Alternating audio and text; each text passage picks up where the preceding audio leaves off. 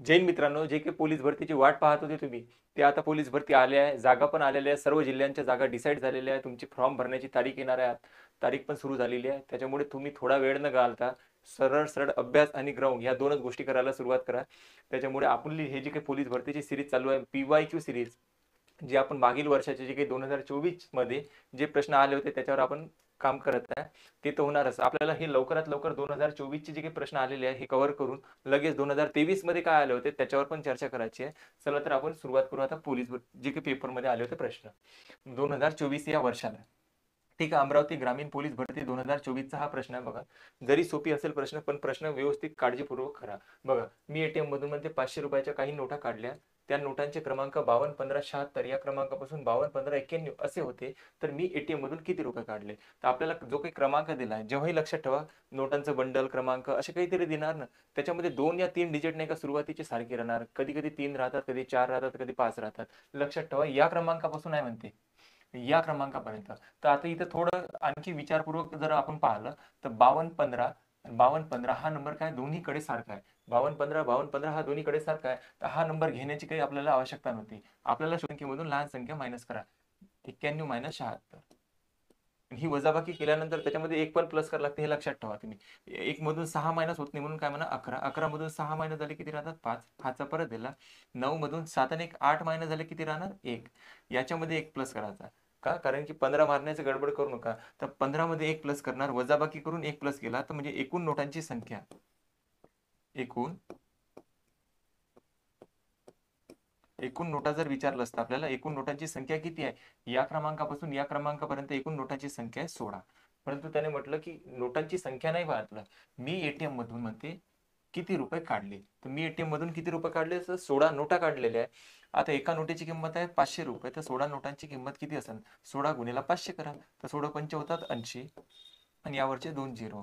म्हणजे टोटल त्याने एटीएम मधून किती रुपये काढलेत? 8000 रुपये काढले. हे आपलं प्रश्नाचं बरोबर उत्तर राहणार. ठीक आहे, समजलं असेल. चलो आगे नेक्स्ट. बघा, हा गुणाकार दिलाय 9999 गुणिला दिलाय 1134. जेव्हाही कधी आपल्याला कोणत्याही संख्येला 9999 गुणाकार करायचा आहे, त्यावेळेस लक्षात ठेवा एक विशेष नंबर आहे हा.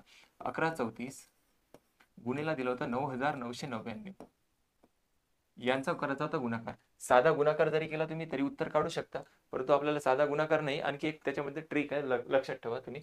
999 जेव्हाही आपल्याला कोणत्याही संख्येला 99 ने गुणाकार करायचा असेल, तर जी काही दुसरी संख्या असेल याच्या व्यतिरिक्त, म्हणजे ही जी काही सारखी संख्या याच्या व्यतिरिक्त जी दुसरी संख्या असेल त्याच्यामधून आधी करून घ्यायचं एक मायनस.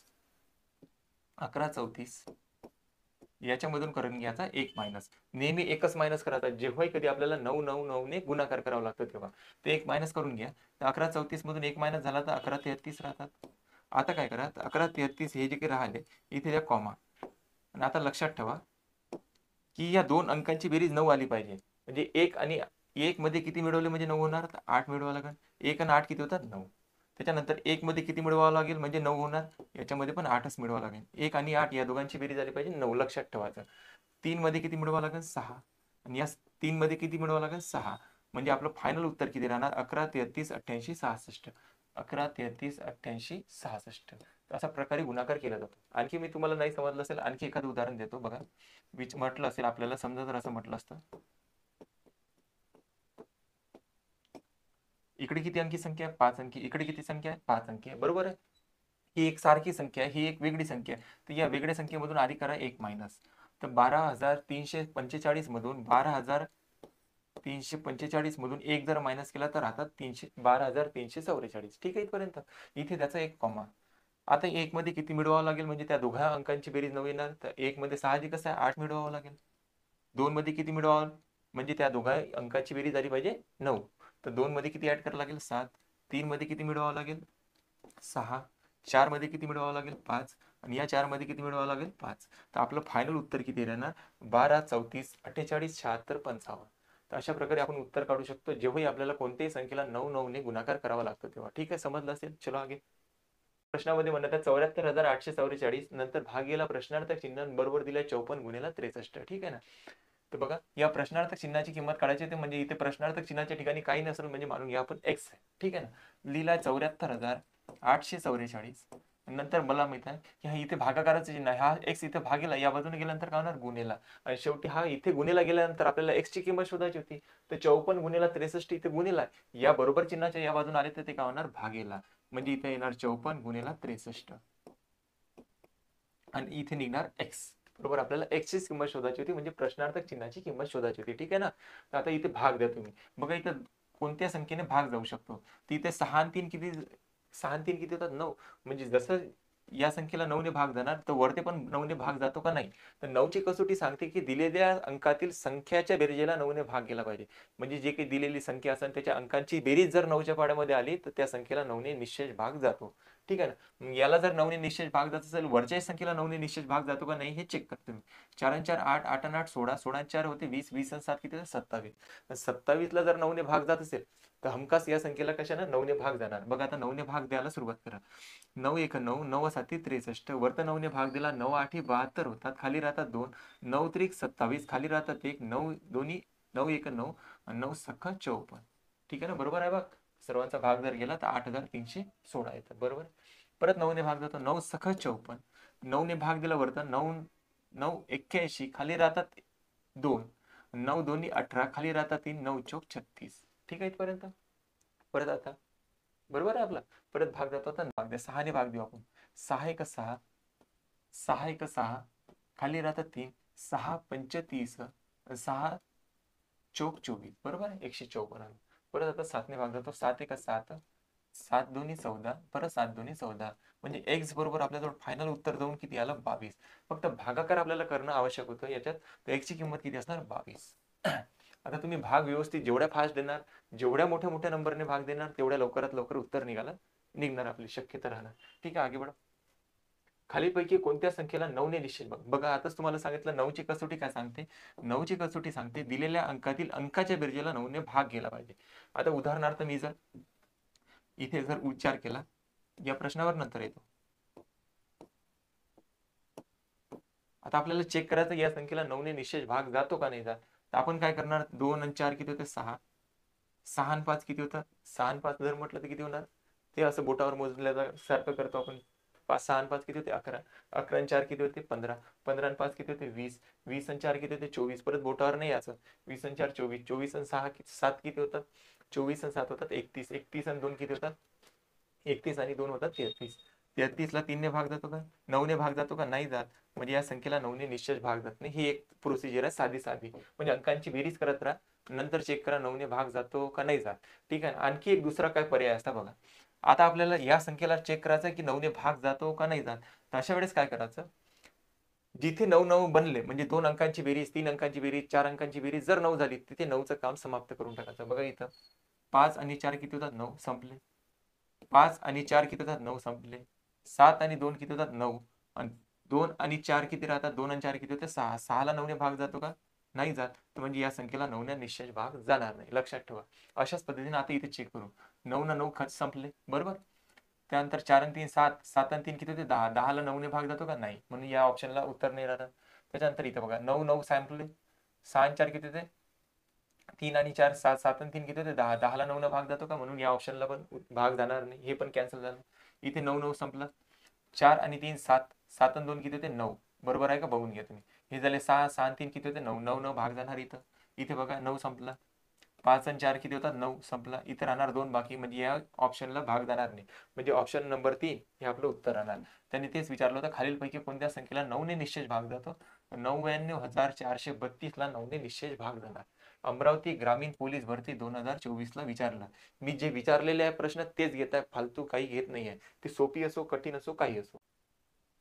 बघा प्रश्नामध्ये म्हणत आहे खालीलपैकी सर्वात मोठी संख्या कोणती आहे. तर खालीलपैकी मोठी अपूर्णांक विचारले आहे. इथं 13/21, 11/17, 9/13 आणि 7/19. याच्यामध्ये या अपूर्णांकामध्ये लहान कोण मोठा कोण असे बरेच वेळा प्रश्न विचारतात.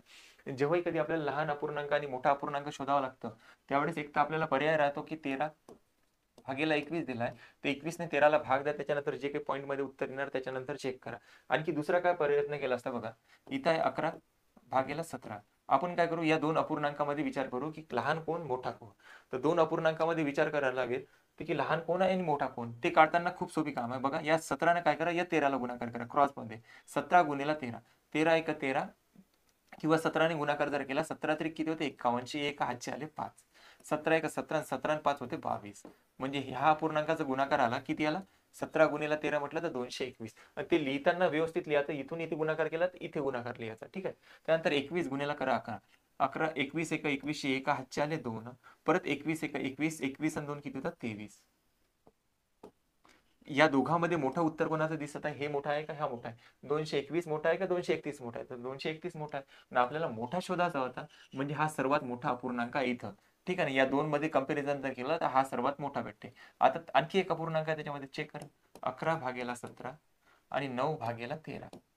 याच्यामध्ये शोधायचा होता आपल्याला मोठा कोण आहे, ठीक आहे. तर करा क्रॉस गुणाकार, 11 गुणिले 13, 13 एक 13शी 3, हातचा आला 1, 13 एक 13 आणि 13 एक 14, 143 उत्तर आलं, ठीक आहे. मग 17 9 किती होतात, 17 9 होते 153, 17 9 किती होतात 153. आता या दोघांमध्ये कोणाचं मोठं उत्तर आहे, तर 9/13चं उत्तर मोठं आहे. हा छोटा झाला तर आपल्याला हा मोठा आहे, तर याच्यापेक्षा आणखी एक अपूर्णांक दिला, त्याला पण चेक करून घ्या, 7/19 आणि नंतर आहे आपल्याजवळ एक 9/13, बरोबर ना. हा मोठा मिळाला होता, हा मोठा आहे. 13 गुणिले 7 म्हटलं तर 13 7 होता 91, आणि 9 गुणिले जर 19 केलं, 19 9 होते 171. कोणाचं मोठं उत्तर आहे, याचं मोठं आहे का याचं मोठं आहे, 9/13चं मोठं उत्तर आहे. तर 9/13 हा अपूर्णांक कारण सर्वात मोठा, आणि आपल्याला तेच विचारलं होतं याच्यामध्ये सर्वात मोठा कोण, तर 9/13. एक तर हा ऑप्शन आहे आपल्याकडे, नाही तर आपण काय करू शकतो, भागाकार करून त्याला पॉईंट वगैरे मध्ये नेऊन ते पण उत्तर काढू शकतो, ठीक आहे ना. हे बेटर राहणार, हे थोडं लवकरात लवकर निघते, ठीक आहे. आगे नेक्स्ट विचारलं, 241चा वर्ग किती आहे. कधी लक्षात ठेवा, कोणत्याही संख्येच्या एका स्थानी जर एक असेल आणि त्यांचा जर आपल्याला वर्ग काढायचा आहे, त्याचा जर वर्ग काढायचा आहे, उदाहरणार्थ समजा म्हटलं मी 31, याच्या एका स्थानी किती आहे 1, याचा वर्ग जर काढायचा असेल तर लक्षात ठेवा की हा एक आहे, एक जशाच तसा लिहा. नंतर हे जे काही अंक शिल्लक राहतात 2 3 जे काही अंक शिल्लक राहतात, बघा इथं 3 शिल्लक राहिले, 3 ची डबल करा किती येते 6, आणि याचाच करायचा वर्ग, 3चा वर्ग जर म्हटलं किती येते 9, म्हणजे 961. उदाहरणार्थ समजा आपल्याला 41चा वर्ग काढायचा होता, ज्या संख्येच्या एकक स्थानी एक आहे त्यांच्याबद्दल बोलत आहे मी, बरोबर ना. इथे किती आहे 1, त्यानंतर या अंकाची काय करायची डबल, 4ची डबल किती होते 8, आणि 4चा वर्ग जर म्हटलं किती होते 16, तर 1681 काय होणार 41चा वर्ग. तसंच या पद्धतीने इथे आपल्याला दिला होता 241चा वर्ग काढायचा, 241 गुणिले 241 करून जरी केलं गुणाकार तरी उत्तर काढू शकता तुम्ही. परंतु लवकरात लवकर जर काढायचं असेल तर आपल्याला पहा, 241 आपल्याला म्हटलं होतं वर्ग किती, तर याच्या एका स्थानी किती आहे 1, लिहिला 1. त्याच्यानंतर इथे जी काही संख्या आहे याची करायची डबल, तर 24ची डबल किती होतात, 24 गुणिले 2 म्हटलं तर 24ची डबल किती होतं 4808, हातचे आले 4. लक्षात ठेवायचं एक एक अंक घ्यायचा आपल्याला, 24ची डबल झाली 48, 4808 हातचे आला 1. परत 24चा वर्ग म्हटलं तर 24चा वर्ग येते 576, 576 आणि हातचे 4 आले होते 576 आणि 4 म्हटलं तर 580. तर याचा वर्ग जर केला 241चा तर तो येईल. बघा प्रश्नामध्ये म्हणत आहे की 9 या अंकाची स्थानिक किंमत किती असतात. स्थानिक किंमत, दर्शनी किंमत हा महत्वाचा मुद्दा, हे येणारच मध्ये प्रश्न. सोपी जरी राहते लक्षपूर्वक मारायचं बरं. बघा इथे म्हटलं की 9 या अंकाची स्थानिक किंमत किती असणार. आता इथे आपण नंबर दिलाय 65 48 97. मी इथे प्रत्येक अंकाची स्थानिक किंमत सांगतो, बघा तुम्हाला कसं काढणार. 7 या अंकाची स्थानिक किंमत किती, 7 ही पहिल्या स्थानावर आहे, म्हणून लक्षात ठेवा 7 या अंकाची स्थानिक किंमत जर काढायचं असलं तर आपल्याला किती येणार 7 गुणिले 1 म्हणायचं, पहिल्या नंबरवर आहे म्हणून 7 गुणिले 1 म्हटलं तर याची स्थानिक किंमत किती होणार 7. त्यानंतर 9 या अंकाची स्थानिक किंमत किती, 9 गुणिला याच्या नंतर अंक किती आहेत, याच्या नंतर एकच अंक आहे तर मग 1 वर 1 0 ठेवायचा. 9 या अंकाची स्थानिक किंमत किती, तर 9 गुणिले 10 म्हटलं किती येणार 90. त्याच्यानंतर 8 या अंकाची स्थानिक किंमत किती, तर लिहिले 8, 8 नंतर अंक किती आहे 1 2, म्हणजे 1 वर 2 0 ठेवायचे 1 2, ठीक आहे ना. लक्षात आलं. 8 गुणिला 100 जर म्हटलं तर किती होणार 800.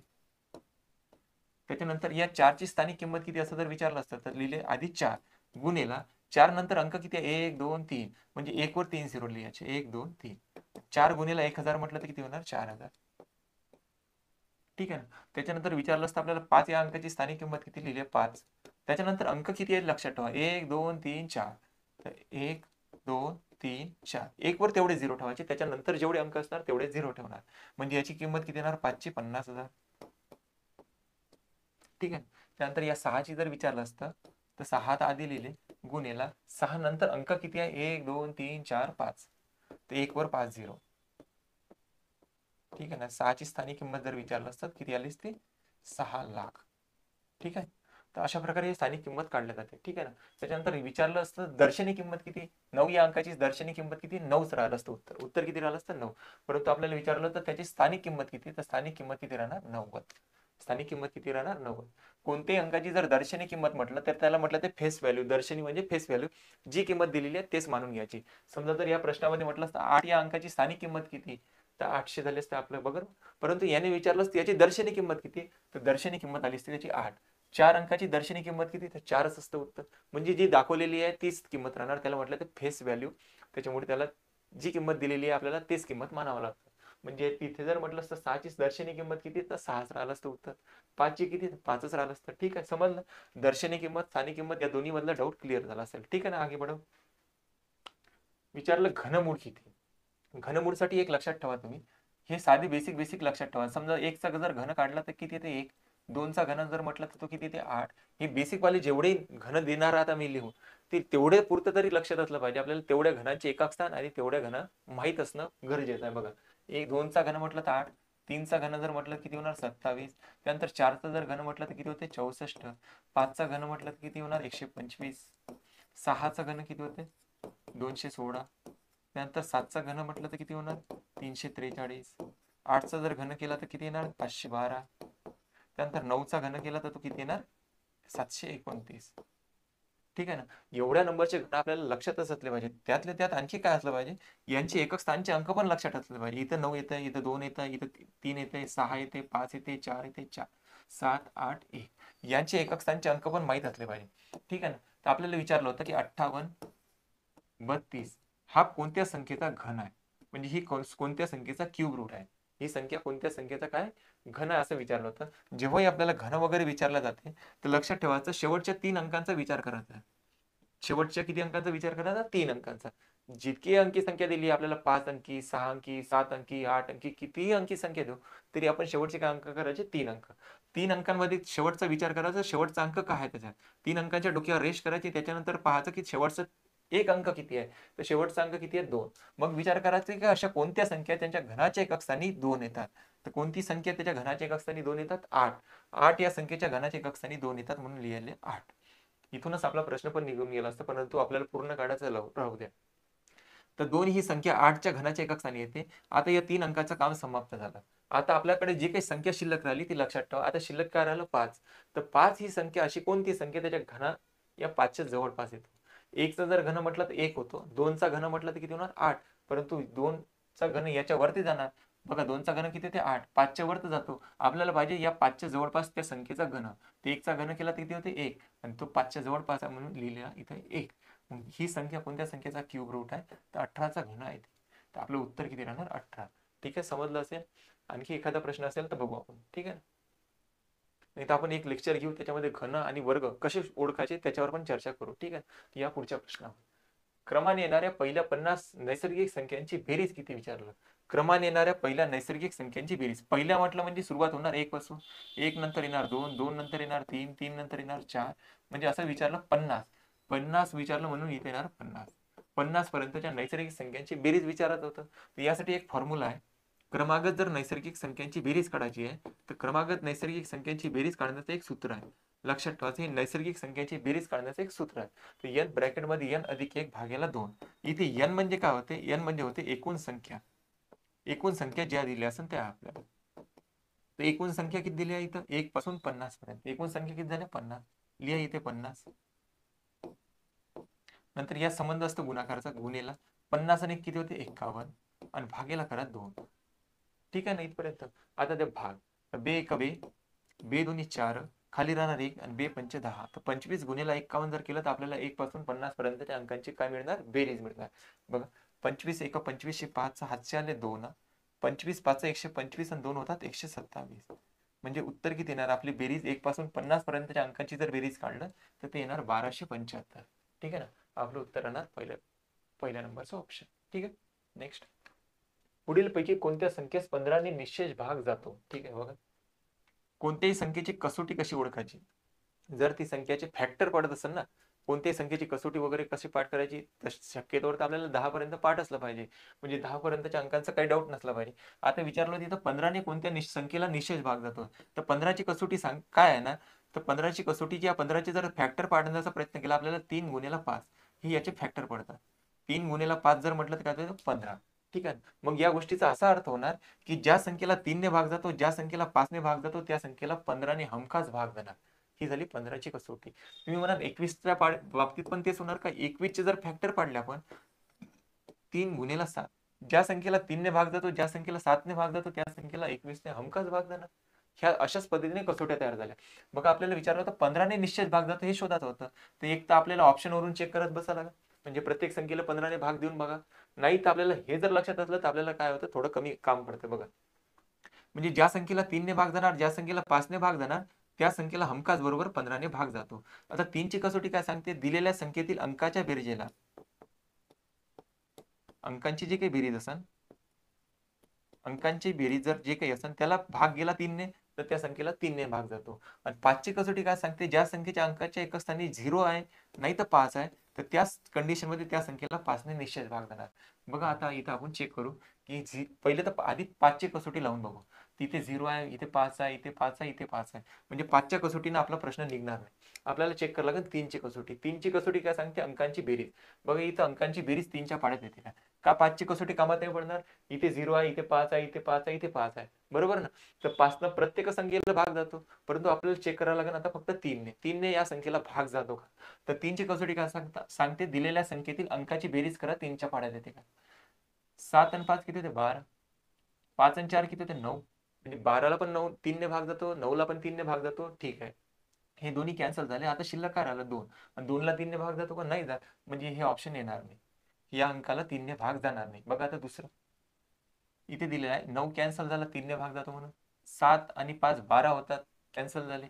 5 आणि 3 किती होतात, 8. 8ला 3ने भाग जातो का, नाही, या संख्येला पण 3ने भाग जाणार नाही. बघा आता इथे 7 आणि 3 10, 10 आणि 4 किती होते, 10 आणि 4 किती होते, 14. 14 आणि 4 किती होते, 18. 18ला 3ने भाग जातो, म्हणजे या संख्येला 3ने भाग जाणार.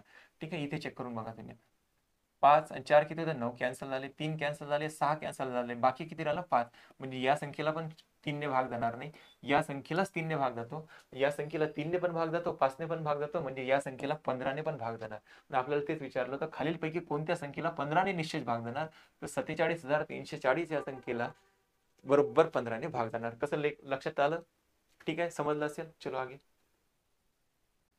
बघा इथे काय म्हणत आहे की या अपूर्णांकामध्ये सर्वात मोठा कोण आहे, तर बघा इथे 11 12 17 18 33 34 71 72 प्रत्येकामध्ये अंशापेक्षा म्हणजे छेदापेक्षा अंश काय आहे, एक न लहान आहे. एक न काय लहान आहे, लक्षात ठेवा. इथे प्रत्येक अपूर्णांकामध्ये अंश काय आहे, तर एक न लहान आहे. बघा 18 आणि 17 याच्यामध्ये फरक कितीचा, एकचा. 72 आणि 71 याच्यामध्ये फरक कितीचा, एकचा. 34 आणि 33 याच्यामध्ये फरक कितीचा, एकचा. जेव्हा या दोन्ही अंशामध्ये, अंश आणि छेदामध्ये जर फरक सेम येत असेल, तर अशा कंडिशन मध्ये जो अपूर्णांकाचा अंश मोठा आहे, ज्या अपूर्णांकाचा छेद मोठा, तो सर्वात मोठा राहणार. म्हणजे इथे कोणता सर्वात मोठा आहे, तर 71 आणि 72 याच अंशाचा अंशही मोठा आहे आणि याचा छेद पण मोठा आहे, म्हणजे हा पूर्णांक सर्वात मोठा राहणार. म्हणजे आपलं जर विचारलं यामध्ये सर्वात मोठा अपूर्णांक कोणता, तर 71/72. ठीक आहे. त्याने विचारलं सर्वात लहान कोण, तर ज्याचा अंश लहान छेद लहान तो सर्वात लहान राहणार, म्हणजे हा लहान राहणार, हा मोठा राहणार. आपल्याला विचारण्यात आलं तर मोठा कोण, तर हा मोठा राहणार. जेव्हाही अंश आणि छेद मध्ये सारखा फरक असेल, त्या कंडिशन मध्ये ज्याचा अंश मोठा, ज्याचा छेद मोठा, तो सर्वात मोठा. ज्याचा अंश लहान, ज्याचा छेद लहान, तो सर्वात लहान राहणार. ठीक आहे ना. याचं उत्तर किती राहणार, 71/72. चलो. एका शाळेत विद्यार्थी आणि शिक्षक यांची एकूण संख्या 1040 आहे. त्या शाळेत प्रत्येक 15 विद्यार्थ्यांमध्ये मागे एक शिक्षक शिल्लक असेल, तर एकूण शिक्षकांची संख्या किती. बघा विद्यार्थी आणि शिक्षक यांची एकूण संख्या दिली आहे 1040. त्यामध्ये म्हटलंय प्रत्येक 15 विद्यार्थ्यांमध्ये मागे एक शिक्षक आहे. 15 विद्यार्थ्यांमागे एक शिक्षक आहे, म्हणजे टोटल विद्यार्थी आणि शिक्षक यांची एकूण संख्या दिली आहे 1040. त्याच्यामध्ये 15 विद्यार्थी मागे एक शिक्षक आहे. विद्यार्थी पण आहे, या संख्येमध्ये जर पाहिलं तर विद्यार्थ्यांची पण संख्या आहे आणि शिक्षकांची पण संख्या आहे. तर बरं आपल्याला विचारलं शिक्षकांची संख्या किती, एकूण शिक्षकांची संख्या किती आहे. 15 विद्यार्थ्यांमागे एक शिक्षक आहे, मग जर याला आपण 16ने जर भाग दिला, 1040 या संख्येला जर 16ने भाग दिला, तर आपल्याला मिळणार शिक्षकांची संख्या किती आहे.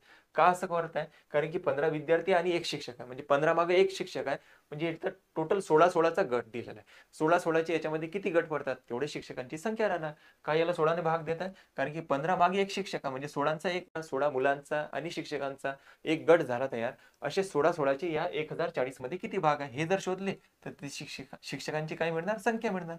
बघा इथं 4 जर भाग देतो तर 4 चोक 16, वरती 4 भाग दिला 4 दोन्ही 8, सॉरी 4 दोन्ही 8, खाली राहणार 2, 4 सखम 24, हा 0, परत 4 भाग देतो 4 1 4, 4 सखम 24 होतात, खाली राहतात 2 आणि 4 पंच 20. म्हणजे याच्यामध्ये किती गट तयार झाले, 65 गट तयार झाले. म्हणजे शिक्षकांची संख्या किती असणार, 65.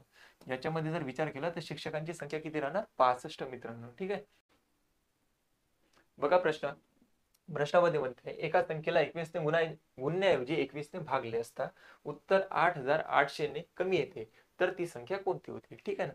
बघा कधी आपल्याला कोणतीही संख्या माहित नसेल, मानून घ्यायचं ती संख्या, जेव्हाही आपल्याला संख्या वगैरे काढायची आहे, ती संख्या जो काही विचार चालू आहे त्या संख्येचा, ती संख्या असेल एक्स, असं आपण गृहीत धरलं की ती संख्याचा जो काही विचार चालू आहे 21 ने गुणाचं होतं, 21 ने भागलं, तर ती संख्या आपण मानून घ्यायचं एक एक्स होती. कोणतीही संख्या मानली, एक्स वाय झेड काही मानू शकता तुम्ही, एक्स मानला आपण. ठीक आहे ना.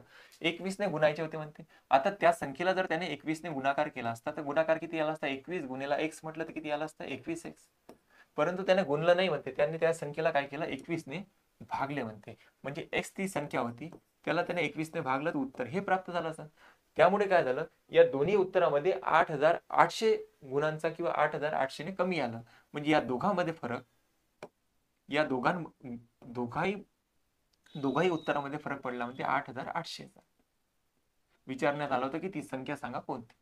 ठीक आहे ना. आता या संख्येची किंमत काढायची. आता याला सॉल्व्ह करतायत तुम्हाला, बेसिक आहे. 21 गुणिला 21 म्हटलं तर किती होतं, 441. आणि इथे एक्स लागला तर एक्स राहणार, मायनस हा काय होणार, एक्स वरचा मायनस, म्हणजे या दोघांचा गुणाकार आणि वरची संख्या त्याच्यामधून काय होणार, मायनस. भागेला किती आहे, 21, बरोबर इकडे आहे 8800. ठीक आहे. 21 भागेला तिकडे गेल्यानंतर काय होणार, गुन्हेला. तर 441 मधून 441 एक्स मधून एक एक्स जर मायनस झाला तर किती राहतात, 440. लक्षात ठेवा, बरोबर करा. तर 440 राहणार एक्स, बरोबर. 21 भागेला तिकडे गेल्यानंतर गुन्हेला 8800, सॉरी,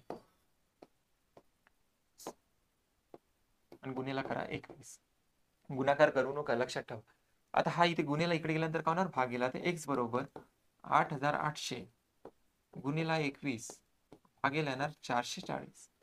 0 ने 0 कॅन्सल, 44 एक 44, 44 दोन्ही होतात 88, म्हणजे इथे शिल्लक राहिला 20. 20 गुणिला 21. आता फायनल उत्तर निघणार आपल्याला एक्स ची किंमत 20 गुणिला 21.